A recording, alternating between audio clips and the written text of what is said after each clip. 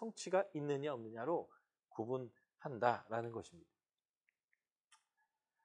자, 이게 이제 기본적인 예언자에 대한 이야기가 되겠고요. 이제 우리가 예언서를 이제 관찰을 해야 되는데요. 예언서를 어떻게 우리가 좀 관찰해야 되는지 한번 살펴보도록 하겠습니다. 아까도 제가 강조하고 언급한 건데요. 예언자는 현재와 미래를 얘기하는데 현재를 주로 다루고 있다라고 하는 것들을 꼭 명심하셨으면 좋겠습니다. 현재 무엇이 잘못됐는가? 그래서 무엇을 고쳐야 되는가? 어떻게 고쳐야 되는가라고 하는 것을 다루는 것이 그의 핵심의 내용이고요. 그래서 미래에 일어날 심판과 회복을 선포하는 것은 현재를 고치도록 하기 위한 그런 하나님의 미래적 계획을 말하는 거고요. 미래에 포커스가 있는 게 아니라 현재를 바꾸기 위하여 미래에 있을 심판과 미래에 있을 회복에 대한 강조를 하고 있다는 거죠. 예.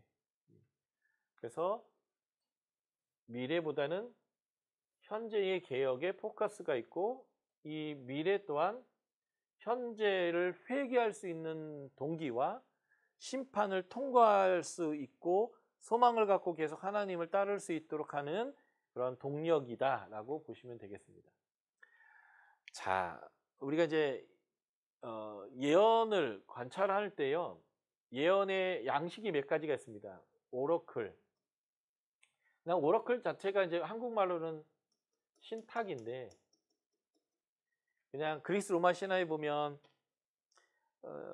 신의 뜻이 궁금하면 신전에 가가지고 이렇게 제사 드리고 물어보면 신녀들이 이렇게 마약 같은 거 이렇게 취해갖고 여기다가 뭐 그 도 닦는 얘기 같은 얘기를 이렇게 툭 던져주면 해석하기 나름의 해석 말들을 이렇게 해주잖아요. 그런 이제 것들을 오러클이라고 하는데 그래서 그냥 마땅한 번역이 없어서 저희 SBS에서는 그냥 오러클이라고 그냥 표현하는데요. 몇 가지 예언 양식이 있습니다. 그런데 좀 이따 저희가 설명드릴 거고요. 또 하나가 텔레스코핑이라는 예언 양식이 있습니다. 이것도 좀 이따 설명드릴 거고요. 오러클이거나 텔레스코핑이 아닌 경우는 그냥 예언이라는 관찰키를 가지고 예언을 하게 되고요. 예.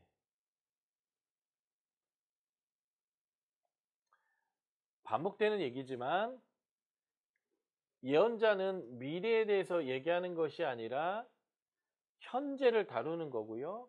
그래서 미래에 대한 얘기 자체는 미래의 사건에 대한 얘기 자체는 회개하도록 하는 동기부여의 역할과 지금 하나님의 심판을 경험하는 사람들이 다가올 축복을 기억하고 현재의 소망을 가질 수 있도록 하는 격려의 메시지다 라는 거 꼭 기억하셨으면 좋겠고요. 텔레스코핑이라는 예언이 있습니다. 텔레스코프 이렇게 이제 망원경이죠. 망원경으로 먼 데를 보는 것 같은 예언의 형식인데요.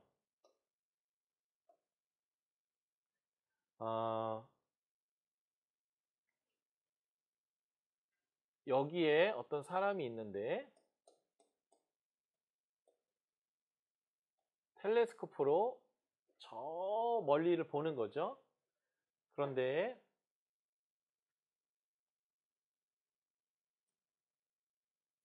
이렇게 두 개의 산을 텔레스코프로 이렇게 봤어요.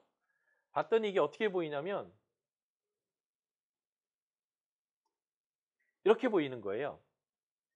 분명히 이 앞에 있는 산과 뒤에 산과의 거리가 있는데 이렇게 평면으로 보이는 거죠. 실제로는 이렇게 두 개의 산이 이렇게 떨어져 있는 건데 이렇게 봤더니 붙어 보이는 거예요. 이 간격이 안 느껴지시죠? 이렇게 보시니까 여러분들이. 예. 그러니까 예언자가 예언할 때 두 개, 세 개의 예언을 하고 있는데 우리 눈에는 한 덩이의 예언으로 보이는 예언들이 있습니다. 그래서 이런 예언들을 이거는 한 개의 예언이 아니라 두 개, 세 개의 예언이다라는 것들을 구분하기 위해서 사용하는 게 바로 이 텔레스코핑이고요. 그러니까 여기와 여기의 거리가 안 보이도록 단축되어지는 형태로 예언하고 있다는 거예요. 이렇게 예언자가 예언할 수밖에 없는 이유가 뭐냐면 예언자 자신도 이게 두 개 예언인지 세 개 예언인지 몰라요. 하나님이 보여주시는 대로 그냥 말한 거예요. 그런데 우리는 이거를 구분할 수 있어요. 해석자 입장에서는. 왜 그러냐면 심판을 하는데 이미 우리의 과거의 역사에서 586년에 유다의 멸망에 대한 예언과 예수님이 재림할 때 마지막 심판에 대한 예언이 섞여 있다면 예언자가 여기에 있어서, 그리고 이 예언을 듣는 사람들도 여기에 있어서 이 두 개가 동시적 사건인지 나뉘어진 사건인지 구분은 못하지만 지금 해석자인 우리는 이 사건이 과거이고 이 사건이 미래의 위치에 있기 때문에 우린 이것을 구분할 수 있습니다. 왜 이것을 구분하는 게 중요하냐면 이미 성취된 예언을 또 이루어질 예언으로 믿고 기다리는 것은 잘못된 것이기 때문에 그래요. 그래서 이런 식의 예언이 구약 성경 안에는 굉장히 많습니다. 그래서 우리가 이 말이 무슨 말인가라는 것이 이제 어렵게 되는 가장 큰 이유가 되는 거죠. 예를 들어 볼게요. 호세아가 음란한 여인과 결혼을 해서 아이 셋을 낳는데 애 이름 자체가 예언사에게요. 상징적 행동인데 첫째 A를 이스르엘이라고 해라. 이스라엘의 피를 예후의 집에 갚겠다. 네. 그렇게 얘기했고요. 둘째, 셋째 낳았는데 루하마가 긍휼인데 로가 부정어거든요. 긍휼여기지 않겠다. 암미가 나의 백성이라는 단어인데 여기에 부정사를 붙여서 내 백성이 아니다 이렇게 얘기한 거거든요. 그런데 이 이스라엘의 성취가 아까 제가 말했던 앞산이고요. 요 두 개 예언의 성취가 뒷산이에요.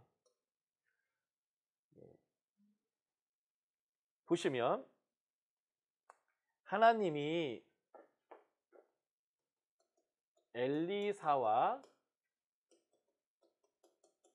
하사엘 그리고 예후라는 세 사람을 통해서 아합 가문이 우상 숭배로 가득해서 북이스라엘이 타락하게 할 때 아합 가문을 종식시키는데 이 세 사람을 사용했어요. 네. 화면이 지금 멈춰가지고. 아, 화면이 멈췄어요? 그러네요.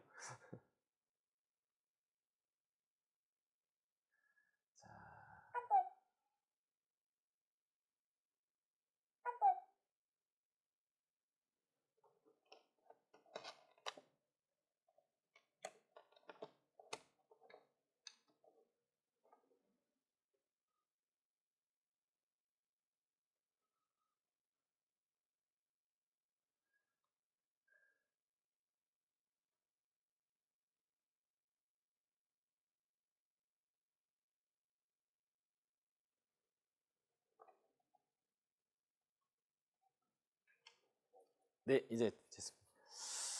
네. 제가 엘리야, 엘리사, 예후 얘기까지는 들으셨나요? 다시 할게요. 하나님이 바알 숭배로 나라를 거의 잘못되게 만들었던 아합 가문을 멸망시키고 이스라엘 새롭게 하기 위해서 선지자 엘리사와 아람의 왕 하사엘과 북이스라엘의 왕 예후를 세워가지고 바알 숭배하는 아합 가문을 종식시킵니다. 그리고 예후가 북이스라엘의 개혁을 하게 했는데 예후가 하나님의 말씀에 잘 순종은 했는데 문제는 북이스라엘의 성전이 없기 때문에 북이스라엘의 첫 번째 왕 여로보암 1세가 만들었던 베델과 단의 황금 송아지를 계속 섬기게 되었습니다. 그래서 하나님이 예후 다음에 4대까지만 너의 왕조가 계속될 것이다 라고 얘기했는데요. 여호와스 1, 요아스 2, 여로보암 셋, 스가랴, 이게 네 번째 왕이에요. 그래서 바로 이 스가랴 때 예후 왕조가 멸망하는 것이 이스라엘의 예언입니다. 그러니까 752년에 이 예후 왕조가 망하는 게 바로 이 이스라엘의 예언이에요.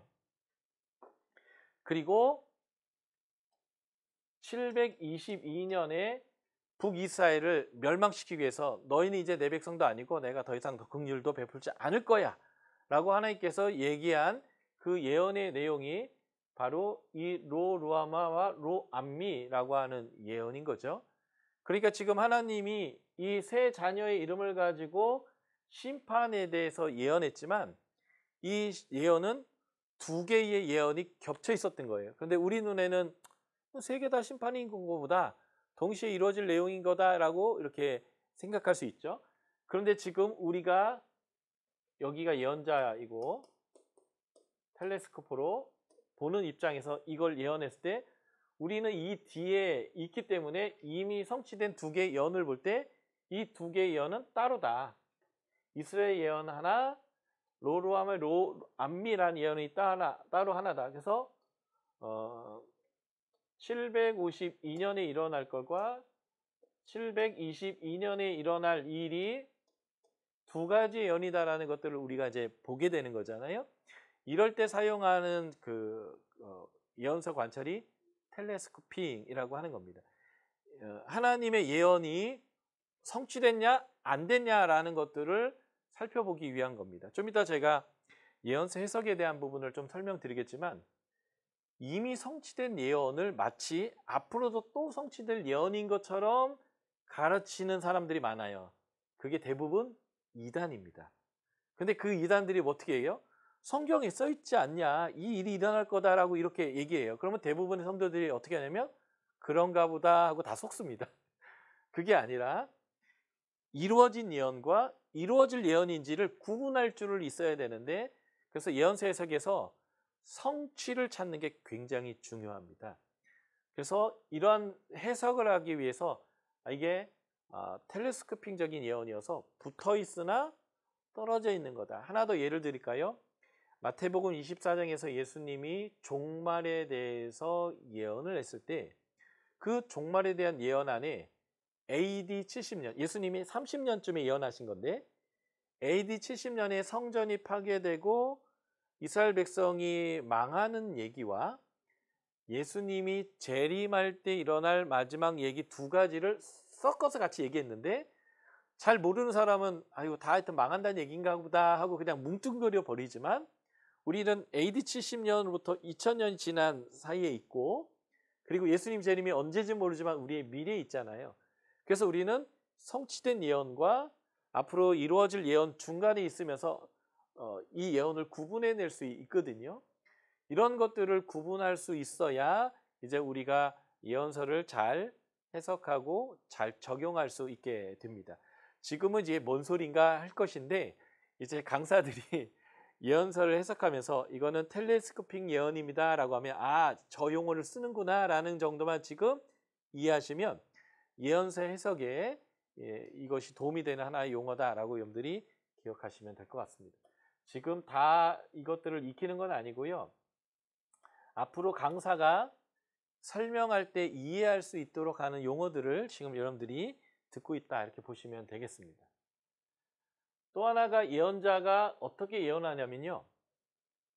먼 미래에 일어날 일인데 지금 이미 완료된 것처럼 표현합니다. 이사야서 53장 고난받는 메시아에 대한 얘기를 할 때 보면 그가 곤욕을 당하여 괴로울 때에도 그의 입을 열지 아니하였다. 도수중에 끌려가는 어린 양과 털 깎는 자 앞에서 잠잠한 양같이 입을 열지 않았다. 이미 이루어진 것처럼 본 것처럼 얘기하잖아요. 그런데 이게 예수님의 십자가의 사건을 예언하는 거거든요. BC 8세기에 예언자가 AD 1세기에 일어날 것에 대해서 얘기하면서 완료형으로 얘기하고 있거든요. 이렇게 얘기하는 이유는 하나님이 계획하신 거기 때문에 이거는 일어난 일과 진비 없다 이런 느낌으로 예언적 완료의 형태로서 미래 예언을 하는 예언의 형식이 있다는 거예요. 그래서 여러분들이 이것들을 이해하지 않으면 이게 이미 완료된 건데 내가 알아야 되는 얘기인가? 이제 이런 게 좀 헷갈리거든요. 예언자들이 사용하는 용어 중에 이러한 예언적 완료의 형태가 있다라는 거. 네. 물론 강사들이 이건 예언적 완료예요라고 이제 다 해석해 드리겠지만 여러분들이 일단 이 용어들을 한번 알아두시는 게 좋겠습니다. 또 하나가 오러클이에요. 신탁인데 그냥 저희는 오러클이라는 용어를 쓸 건데 어떤 예언을 할 때 어떤 특별한 형식을 따라서 예언을 하는 거예요. 그러면 그 형식만 보고도 이거는 어떤 메시지다라고 하는 것들을 우리가 알 수 있습니다. SBS에서 사용하는 용어의 오러클은 크게 세 가지가 있어요.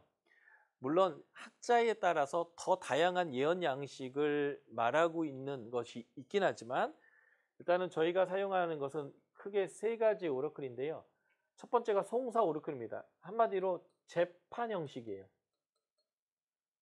또 하나는 화 오르클입니다. 우리가 이제 복음서에 봤을 때 화 있을진저 바리새인들아, 그러니까 화 있을진저로 시작하는 예언이 바로 화 오르클이고요. 이 두 가지가 바로 심판에 관련돼서 선포할 때 사용하는 예언 양식이에요. 그리고 세 번째 양식이 약속 오르클인데요. 이 약속 오르클은 하나님의 회복 약속, 구원 약속을 할 때에 사용하는 예언 형식입니다. 그래서 이 예언의 형식과 폼이 딱 정해져 있어요. 그래서 딱 보시면 이제 여러분들이 이건 송사 오르클이구나. 이거는 파 오르클이구나. 이것은 약속 오르클이구나라는 것들을 여러분들이 이제 구분하실 수 있는데 요거에 대해서 제가 한번 브레이크를 좀 한 후에요.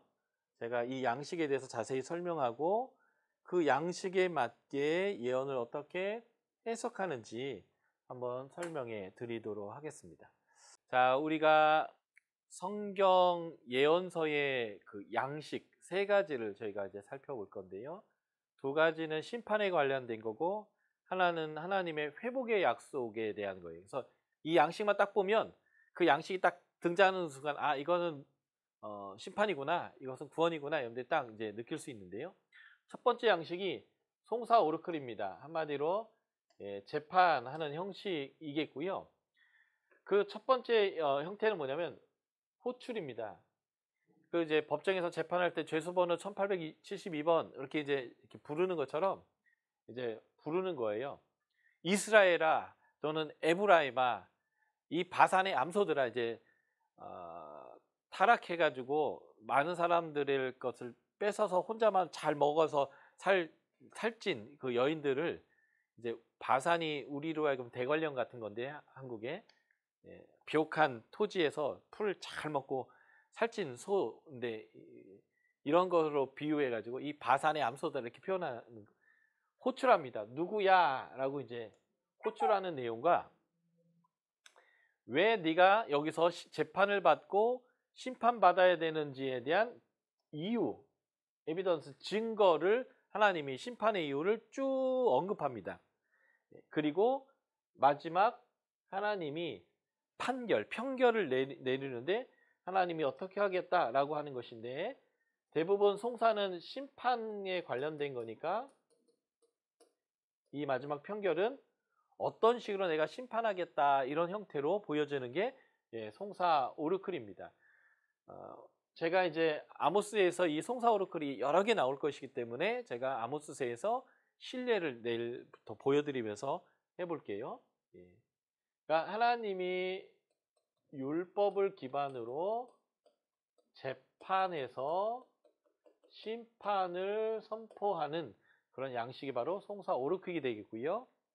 화 오르클은 말 그대로 화 있을진저로 시작합니다. 영어 성경에는 워 또는 알라스 이렇게 시작하는데요. 왜 화가 있어야 되는지, 그들이 왜 고통을 당해야 되는지 이유를 설명하고 그리고 멸망을 선포하는 이런 형식으로 되어 있는 게 화 오르클입니다. 이제 아모스서에도 이 예가 분명하게 나오기 때문에 제가 내일 화 오르클을 또 그 양식을 가지고 한번 설명드려 볼게요. 이 두 가지는 심판에 대한 내용이고, 예, 이 화 오르클과 비슷한 게 애가가 있어요.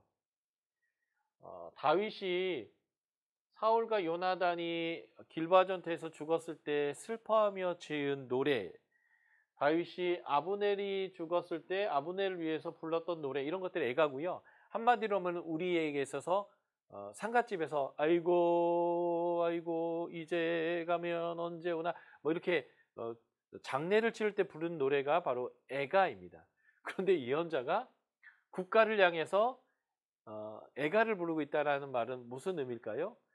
예, 나라는 이미 멸망한 것이다 라고 하는 거고, 이것 자체가 그의 상징적인 행동으로서 예언의 내용이 무엇인지를 아예 그냥 확실하게 보여주는 형태가 바로 이 애가인데요. 아모스의 이 애가가 등장합니다. 내일 이 아모스의 애가 부분을 제가 또 한번 보여드릴 거고요. 자, 세 번째 중요한 양식이 약속 오르클입니다. 약속 오르클을 시작할 때는 먼 미래를 나타내는 것 같은 그날에, 그때에는, 뭐 그 후에는 이라는 이런 단어가 먼저 갑자기 생뚱맞게 뚝 던져집니다. 이런 또 멈춰가지고요. 그러네요. 또 멈췄네요. 죄송합니다. 왜 화면이 자꾸 멈추는지를 모르겠네요.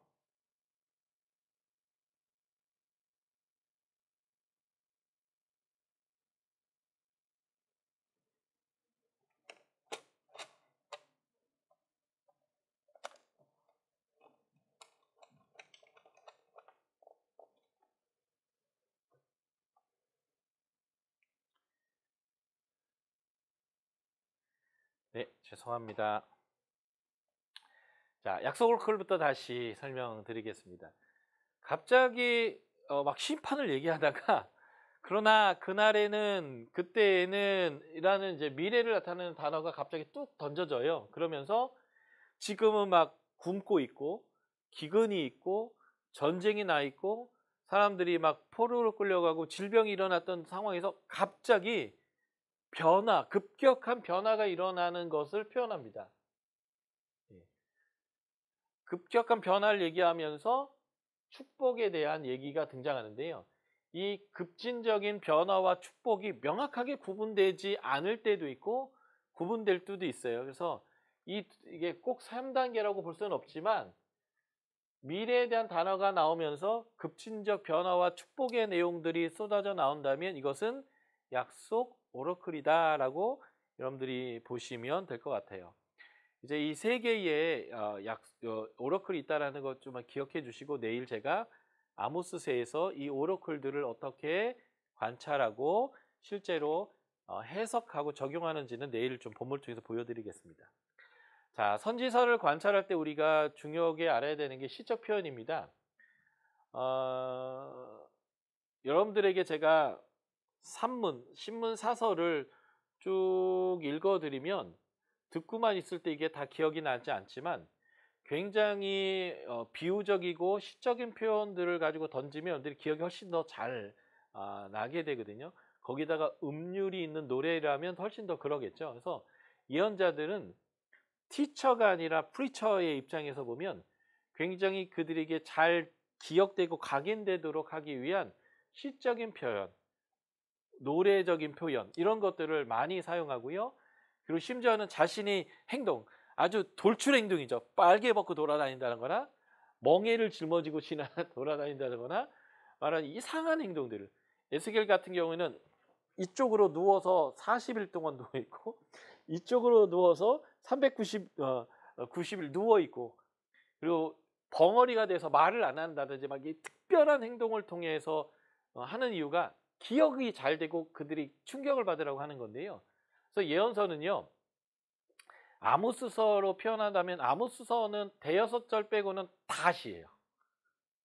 이사야 같은 경우에는 70%가 시입니다. 그래서 시적인 표현들이 굉장히 많이 사용되고 있는데, 시적인 표현을 문자적으로 해석하시면 안 되고요. 그 표현이 보여주고 있는 것을 봐야 됩니다. 예를 들면 은유법인데 하나님은 나의 산성. 하나님이 성이세요? 건물입니까? 하나님은 나의 목자. 하나님의 직업은 목자일까요? 그런 의미가 아니라 산성이 보호의 의미가 있는 것처럼 하나님은 나의 보호자가 된다라는 은유적 표현이고, 하나님의 나의 목자라는 건 예수님 하나님의 목자 그 직업이 목동이 아니라 하나님은 우리를 먹이시고 이끄시고 보호하시는 분입니다라는 것을 표현하는 거잖아요. 그러니까 예언서는 시적인 표현들이 굉장히 많이 나오는데 그 표현들을 마치 성경이라고 해서 문자적으로 해석하려고 하는 경향이 되게 많은데, 예언서는 시적 표현이 굉장히 많다는 거, 그 시적 표현이 보여주는 의미를 찾는 게 굉장히 중요하다라는 것들을 보시면 좋겠고요. 그래서 시적인 표현일 때 어떠한 것을 모티브로 해서 어떤 그 자신이 전달하려고 하는 내용을 표현하고 있습니다. 옛날에 우리나라는 대통령님이 탄핵을 당하시는 아주 안타까운 일이 있었는데, 그때 탄핵당했던 이유가 국정농단이었는데 바로 그 국정농단을 했던 어떤 특별한 여인이 계셨어요. 그래서 그분을 우리가 표현할 때 뭐라고 표현하냐면 비선실세다, 이런 식의 표현을 썼거든요. 그러니까 제가 이렇게 한학교의 성도님들을 이렇게 보고 관찰해 봤더니, 예를 들면 박은혜 성도님께서 이 교회의 비선실세인 것 같아요. 제가 이렇게 얘기했다면 그게 무슨 말인지 우리가 알잖아요. 그러니까 박은혜 성도님께서 여기서 제일 주도적인 분이고 실권자네요 라는 표현보다 비선실세네요 라는 어떤 비유적인 표현, 우리의 역사 속에서 있었던 어떤 표현을 가지고 그 표현을 쓰면 사람들이 훨씬 더 재밌어하고 그것이 각인이 되는 것처럼, 성경에서 있었던 여러 가지의 표현과 역사와 이것들을 가지고 묘사하는 이런 것들이 바로 모티브인데요. 예언서에서는 이 모티브가 성경 해석에서 굉장히 중요합니다. 가장 많이 사용하는 모티브가 구약의 역사예요. 창세기로부터 역사서까지 구약 속에 있었던 역사들을 가지고 표현하는 그런 표현법들인데요. 한번 볼까요? 천지창조.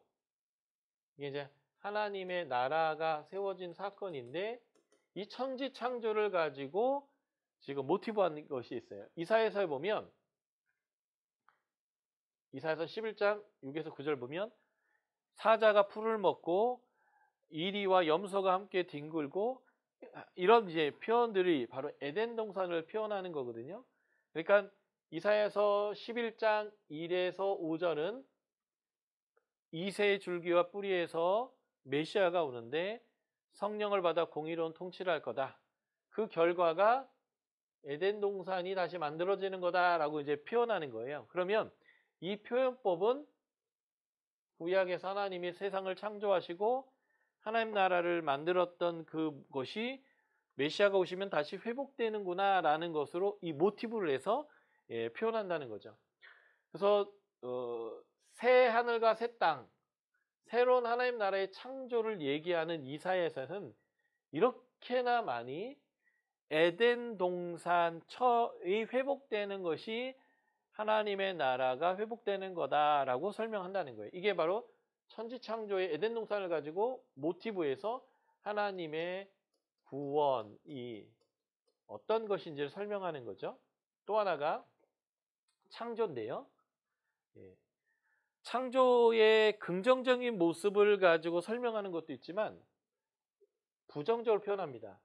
아침을 어둡게 하고, 하나님이 창조할 때는 육지와 물을 구분하시고 물이 범람하지 못하도록 경계를 그으셨는데, 물이 넘칠 것이다, 아침이 밤이 어둠이 될 것이다, 이렇게 해서 창조를 뒤집는 표현을 써요.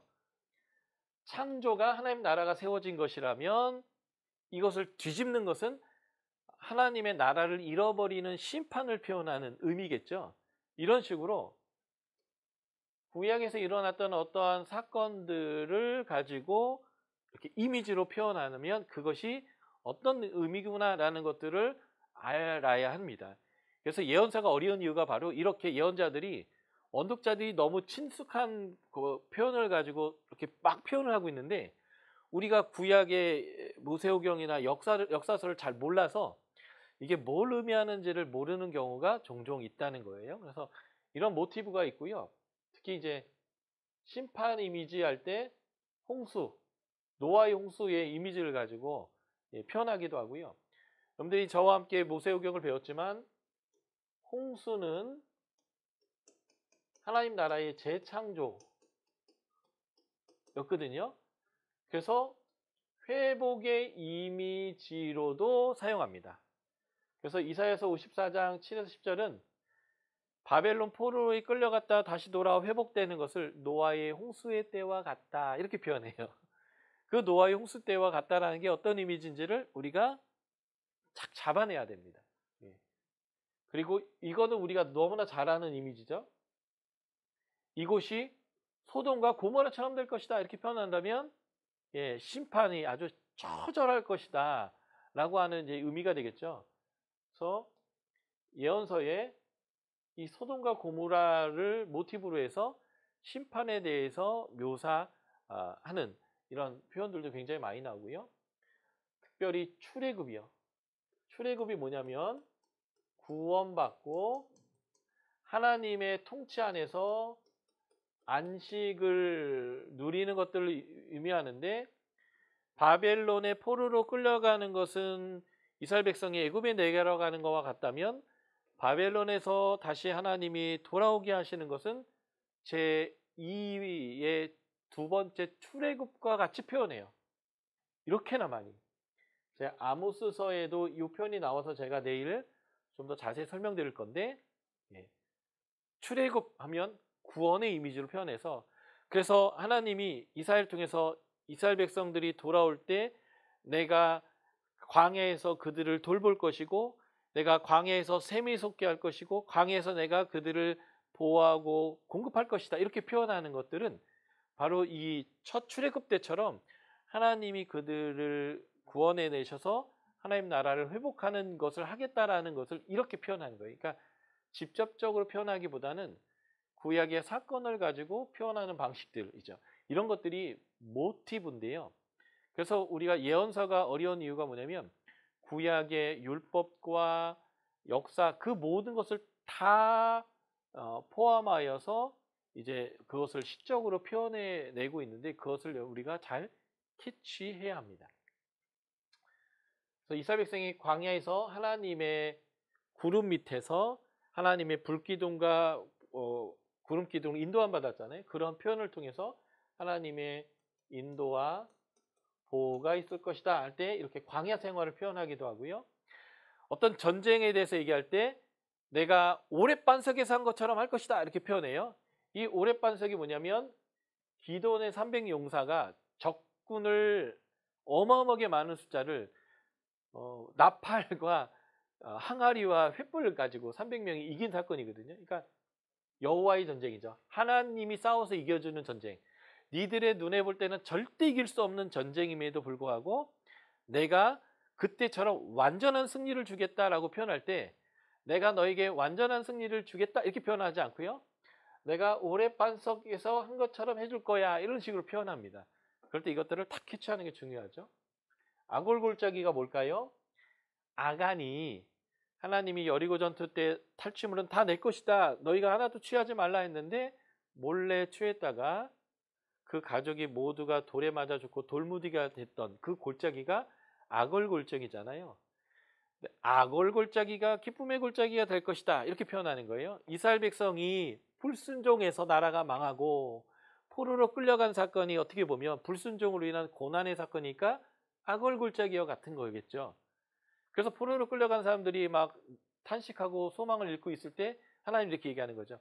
아골골짜기가 기쁨의 골짜기가 될 것이다. 이렇게 표현하면 그들이 딱 소망을 갖게 되거든요. 이런 식의 이제 구약의 어떤 특별한 사건, 장소, 어떤 이미지를 가지고 모티브하는 이런 표현법들이 시적인 용어들로 표현되고 있다는 거죠. 예. 그래서 오므리의 율례와 아합의 집같이 너희가 하고 있다 이렇게 하면 너희가 진짜 말을 안 듣고 율법을 지키지 않았다 이렇게 표현하는 거고요. 여호사밧 골짜기처럼 해주겠다. 역대하 20장에 보면 여호사밧 때 전쟁이 일어났는데 적군이 어마어마하게 쳐들어오는데 우리가 이길 소망이 없는 거예요. 그래서 금식하며 하나님께 회개하고 막 엎드렸더니 하나님이 성가대를 앞세우고 가라라고 했는데 그 성가대에 찬양하면서 갔더니 전쟁이 끝나 있어요. 싹 하나님께서 죽이신 거죠. 그게 무슨 말이에요? 내가 너희와 싸워주겠다. 내가 너희의 모든 것들을 책임지겠다. 나만 믿고 나만 예배해라 했던 그 사건인 거잖아요. 오랫반석, 여호사밧 골짜기, 출애굽 때의 홍해 사건 이런 것들은 하나님의 여호와의 전쟁을 통해서 온전한 승리를 경험하는 사건인데 이런 것들을 이렇게 저처럼 구절이 설명하는 게 아니라 여호사밧 골짜기처럼 해줄 거다 이렇게 한마디로 끝내버리는데 그게 확 와닿아오는 이런 게 이제 모티브입니다. 내가 마지막 때 엘리야를 보내겠다. 엘리야가 무슨 사역을 했어요? 이스라엘 백성이 타락하니까 회개하고 하나님께 온전히 돌이키게 하는 사역을 했잖아요. 그러니까 예수님 전에 나오는 세례 요한에 대한 예언인데 엘리야가 올 것이다. 이렇게 그냥 표현해 버리는 거예요. 다윗이 올 것이다. 다윗이 어떤 사람이냐면 사사 시대 때 하나님 나라가 타락했는데 하나님 나라를 회복해서 다윗과 솔로몬 시대 때가 전성기예요. 가장 하나님의 공급과 은혜로 온전히 누렸던 시기죠. 다윗이 오겠다라고 하는 말은 바로 이 지금 바벨론의 포로로 막 끌려가고 있고 나라가 망하고 있는 사람들에게 다윗이 올 것이다.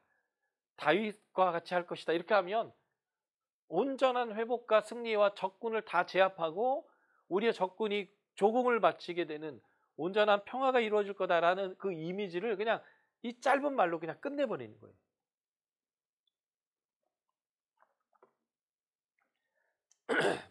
이런 식으로 모티브하는 것들이 너무 많다는 거죠.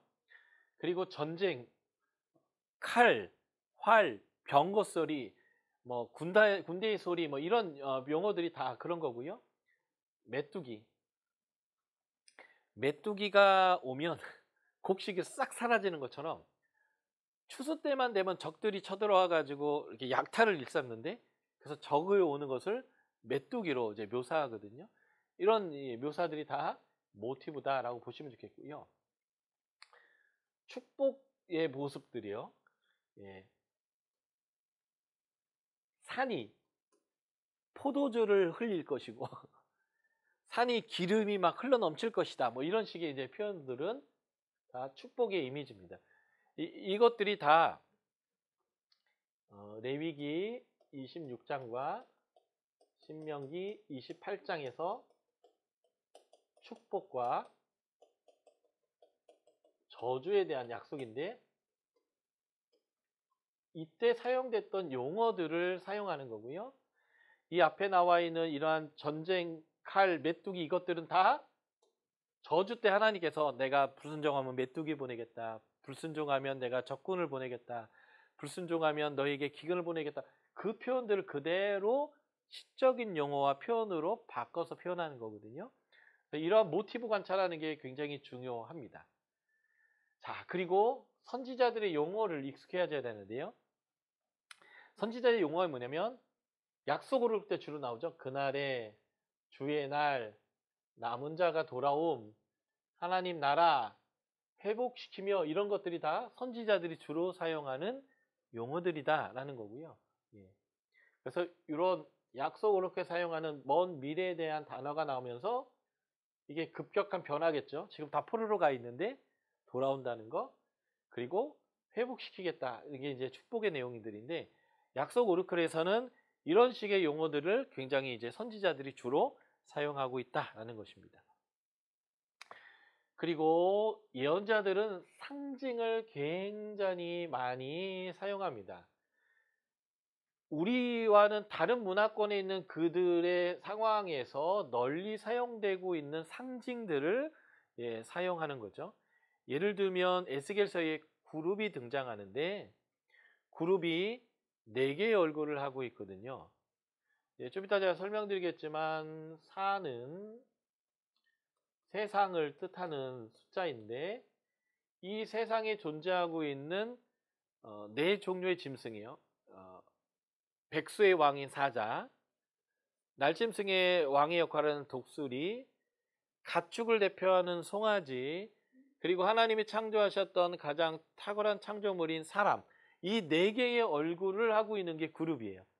이런 것들이 일종의 상징이거든요. 그래서 이렇게 성경에서 나오는 상징들을 잘 푸는 것이 굉장히 중요하고요. 그래서 구약에서는 땅은 죄악된 본성이나 타락한 인간을 상징하는 내용이고요. 바다나 바다의 모래, 그리고 하늘의 별 같은 경우는 번성, 많은 자식이 날 거다라는 것들을 보여줄 때 늘 사용하는 용어고요. 어두워진다, 태양의 빛을 잃다, 달이 뻘개진다 이런 것들은 다 심판, 하나님이 심판할 때를 사용하는 이미지이고요. 북쪽이라는 단어는 하나님의 심판이 오는 방향입니다. 여기가 이스라엘이라면 지중해 변에 여기가 애굽이고 여기가 이스라엘이라면 이스라엘을 심판하는데 아수르, 바벨론, 페르시아 다 이 북쪽에서 오거든요. 그래서 예레미야에서 보면 예레미야가 환상을 보는데 끓는 가마가 북쪽으로부터 기울어져서 그 북쪽으로부터 이 뜨거운 물이 내려와요. 이게 뭘 의미할까요? 하나님의 심판을 의미합니다. 에스겔서 1장을 보면 에스겔이 환상을 보는데 하늘에 막 구름이 껴있는데 막 번개가 치고 번쩍번쩍하고 무서운 구름이 막 북쪽으로부터 막 몰려오는데 자세히 봤더니 하나님이 그룹을 전차로 만들어서 군대를 이끌고 심판하러 북쪽에서 내려오시는 거예요. 이런 모든 이미지가 북쪽은 심판이 오는 방향입니다. 이런 것들이 이제 이스라엘 사람들이 생각하는 일종의 상징들이에요. 그리고 하나님과의 관계를 할 때는 결혼 관계로 표현합니다. 하나님은 신랑이고 이스라엘 백성은 그의 아내고 이런 식으로 이제 혼인 관계로 상징하고요. 포도원 또는 감람나무 이런 것들은 이스라엘을 상징합니다. 그래서 예수님이 열매 없는 감람나무를 저주했는데 그것은 이스라엘을 저주한 것과 같은 이미지로 해석되어지거든요. 그래서 포도원, 감람나무 이런 것들은 이스라엘을 상징합니다. 그래서 포도원에 울타리를 걷어버리고 이방인에게 그 포도원을 먹게 하겠다 이런 이미지는 하나님이 열국을 통한 이스라엘의 심판에 대한 이미지가 되겠죠. 그래서 이러한 것들과 동시에 수많은 비유적 표현이죠. 과장, 제유, 은유, 직유 이러한 우리가 사용하고 있는 모든 글쓰기 방식의 표현법들이 예언서에는 굉장히 많이 사용되어진다. 그래서 이것을 문자적으로 해석하지 말고 이 비유의 의미를 해석하는 게 굉장히 중요하고요. 이거는 여러분들이 스스로 찾기는 쉽지 않은데 언어 유희, 워드 플레이라고 하죠. 성경에는 언어 유희가 굉장히 많이 나옵니다. 예를 이제 아모스서에서도 배울 거고 한데 여름 실가와 이스라엘이 끝났다 해서 끝이란 단어가 히브리어가 자음이 똑같습니다. 지금 우리가 히브리 성경을 보면 장모마, 단모마, 장모에, 단모에 이우 같은 이게 이제 모음들인데 이 모음들은 AD 5세기부터 10세기에 마소라라고 하는 학파가 사람들이 성경을 히브리어를 못 읽으니까 자음을 만들어서 찍어준 거고요. 원래 성경이 히브리어로 기록할 당시에는 모음 자체가 아예 없었습니다. 그냥 자음만 쭉 나열되어 있는데 사람들이 알아서 잘 읽었어요. 근데 바벨론으로 포로로 갔다 돌아오면서 이제 히브리어를 안 쓰게 되고 바벨론, 페르시아에 사용했던 아람어를 이제 예수님도 아람어를 썼는데 아람어를 쓰면서 히브리어 성경을 못 읽는 거예요. 발음을 어떻게 하는지 모르는 거예요. 일종의 사어, 죽은 언어가 된 거죠. 그래서 이 AD 5세기에서 10세기 사이에 마소라 학파들이 이 모음을 만들어낸 거고요. 그래서 원래 원문 성경에는 자음이 하나도 없는데 예레미야가 이런 거죠. 하나님이 환상을 보여줬는데 네가 뭘 보느냐? 살구나무를 봅니다. 그랬더니 하나님이 내가 반드시 지키겠다 이렇게 얘기해요. 살구나무가 샤케드고 내가 지키겠다는 말이 샤카드인데 이 모음을 빼면 똑같은 자음이에요. 그러니까 경찰청, 철창살은 뭐 광장, 공장, 공장장은 뭐 이런 표현과 똑같은 거예요. 그래서 하나님이 말장난을 통해서 하나님의 메시지가 각인되도록 하는 거. 이런 것들이 성경에 굉장히 많이 나오고, 근데 이 번역 성경에는 이런 것들이 다 사라져 버렸지만, 그래서 우리가 원어를 공부해야 되는 중요한 이유 중에 하나가 이러한 워드 플레이를 통해서 메시지를 전하고 있는 구약 예언서의 내용이 많이 있다. 근데 뭐 강사들이 중요한 내용은 해드릴 거니까 여러분들이 몰라도 되지만, 일단은 예언서 안에는 이러한 워드 플레이, 말장난과 같지만 이런 말장난이 메시지를 정확하게 각인시키고 기억하고 그 메시지에 집중할 수 있도록 하는 하나님의 하나의 수사법이거든요. 이런 것들이 굉장히 많다라는 것들을 보셔야 되고요. 포로로 끌려가기 이전까지 예언들은 거의 시가 많고요. 포로로 끌려간 다음부터 돌아온 예언서들은 시보다 산문이 훨씬 더 많아져요. 그래서 그런 양식에 맞춰서 여러분들이 예언서를 공부할 필요가 있겠습니다.